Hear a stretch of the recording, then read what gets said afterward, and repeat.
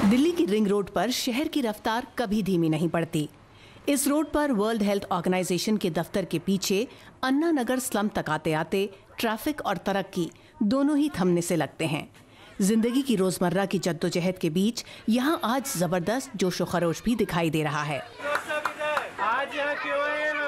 पहचान नाम की एक एनजीओ 3 साल से अन्ना नगर के बच्चों की पढ़ाई में मदद कर रही है। इस बार 2 ज़िल-नीड नाम की एक और तंजीम के साथ मिलकर यहाँ ईद को कुछ खास बनाने की तैयारी चल रही है।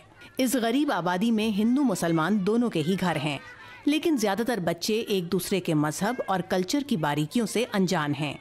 ईद के बहाने इस दूरी को मिटाने के लिए वॉलंटियर्स इन बच्चों से ग्रीटिंग कार्ड्स बनवा रहे हैं। कुछ बच्चे को ईद के बारे में पता है तो दूसरे बच्चों को भी ये पता चलता है कि ईद क्यों, किस लिए और कौन कौन मना सकता है। क्या मैं भी मना सकता हूँ, क्या दूसरा भी मना सकता है। तो बच्चे एक तरह से घुल मिल जाते हैं और सारी चीज़ों की नॉलेज पा लेते हैं। ड्राइंग के थ्रू बच्चों की एक तो अवेयरनेस बढ़ती है, प्लस उनका इंटरेस्ट आता है। सो इसके थ्रू हम मैसेज दे रहे हैं कि जो दूसरे मज़हब वाले लोग हैं वो आपके दुश्मन नहीं है, वो भी आपके दोस्त हैं, आपके साथ पढ़ते हैं और जैसे आपके साथ प्यार से पढ़ते हैं वो आपके साथ उसी प्यार से आपका फेस्टिवल भी सेलिब्रेट कर सकते हैं।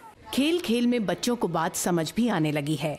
कई बच्चे तो ऐसे हैं जो अब बेसब्री से ईद का इंतजार कर रहे हैं ताकि वो अपने नए दोस्तों के साथ इस त्योहार की खुशियां बांट सकें। हम आपस जाके एक दूसरे को गिफ्ट देंगे, हाथ मिला के गले मिलेंगे और अपना सेमाई पे माई खाएंगे। कोई बात नहीं करता। ईद मुसलमान। अच्छा, अब बात करोगे? हाँ। क्या करोगे?